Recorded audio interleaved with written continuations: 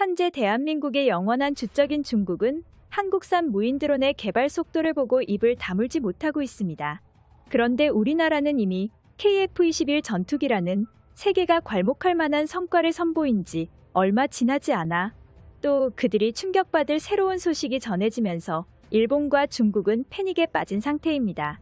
기존에 한국군이 진행하던 공격형 무인기 프로젝트 중에서 KUX-2라고 불리던 무인 전투기 프로젝트의 새로운 진화형이 공개되었습니다. KUX-2 스텔스 무인 전투기는 인공지능을 통해 다수의 무인기 컨트롤로 한국 공군이 500대 이상 소요를 제시할 것으로 추측되었고, 이러한 한국산 벌떼 같은 공격형 무인기들이 엄청나게 무서운 이유는 바로 지상에서 컨트롤하는 무기들이 아닌 5세대급 유무인 전투기 KF-21 보람의 블록1 한 대가 직접 조작하는 무인 스텔스 전투기들이기 때문인데요.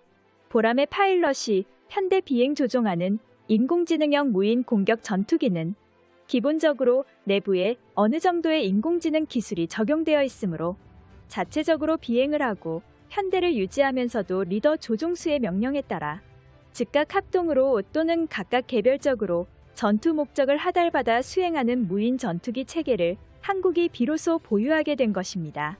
현재 중국과 일본은 한국의 항공기 산업을 매우 위협적이라고 격렬하게 표현하며 연일 보도하고 있습니다. 그런데 국산 스텔스 무인 전투기와 함께 유무인 복합 체계를 진행할 KF-21 전투기의 블록 3까지 공식적으로 현실화되자 그 충격은 배가 됐습니다. 현재 기준 전체적으로 한국의 스텔스 전투기 생산 능력은 미국 대비 84% 수준의 기술력을 가진 것으로 평가받고 있는데요. 즉, 한국은 본격적으로 스텔스 무인 전투기와 유인 전투기 개발을 시작해도 실패하지 않을 기술력과 자신감과 최첨단 기술력을 확보했다는 증거입니다. KF-21 보람의 사업은 널리 알려진 바와 같이 한국 공군의 전투기 노후화로 인한 촉박한 배치 일정을 맞추기 위하여 국내 기술로 개발한 뒤 이미 완성된 일부 기술을 고려해 블록 형태의 단계적인 개발 계획을 채택했습니다. 이번에 공개된 KF-21은 공대지 무기 운용 테스트를 완료하고 곧바로 Q-21 블록2가 등장할 계획인데요. 그런데 블록2가 배치도 되지 않은 시점에 현재 차기도 아닌 차차기 버전인 블록3와 KF-21 전투기와 같이 함께할 무인 전투기인 UAV KUSX가 공동으로 개발되고 있다는 소식이 전해졌습니다. 한국이 KF-21 전투기를 개발하기 이전에 스텔스 무인 정찰기 개발 사업을 먼저 시작한 이유가 있었습니다. 그 이유는 바로 스텔스 무인 전투기 사업을 통해 개발되는 내장형 웨폰 베이 기술, 스텔스 향상 및 RAM 기술, 매립형 EOTS 기술, 통신 안테나 기술 모두가 KF-21 블록3에 그대로 도입될 기술들이기 때문입니다. 한마디로 큰 그림을 그린 것이죠. 한국형 스텔스 무인 전투기 개발 사업은 먼저 미국의 아크 170 센티널과 비슷한 스텔스 무인 정찰기를 개발한 이후 이어서 무인 전투기를 개발하는 계단식 사업으로 알려졌습니다.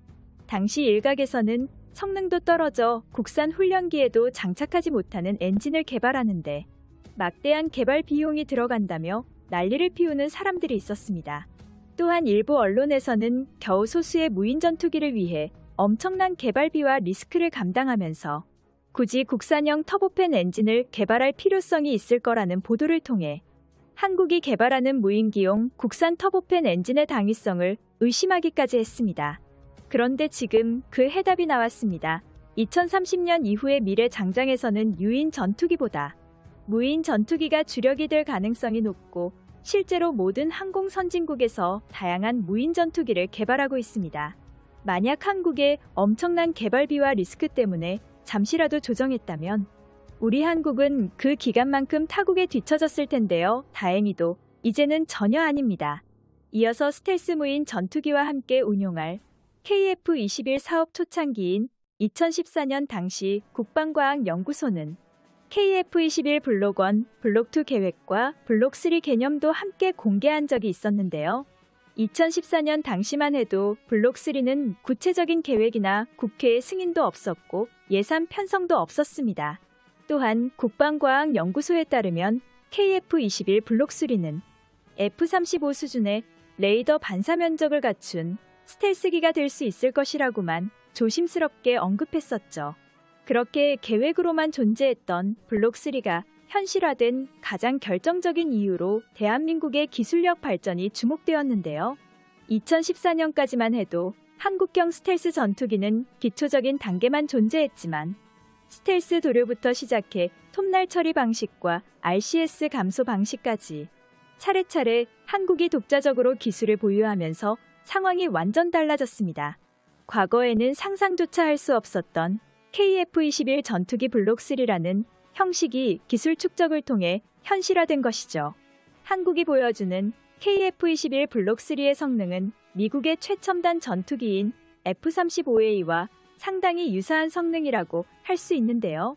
이외에도 스텔스 형상의 전자광학 조준 장비 등 KF-21 블록3에 필요한 스텔스 기반 기술 개발 일정을 실제로 계획해 두었습니다.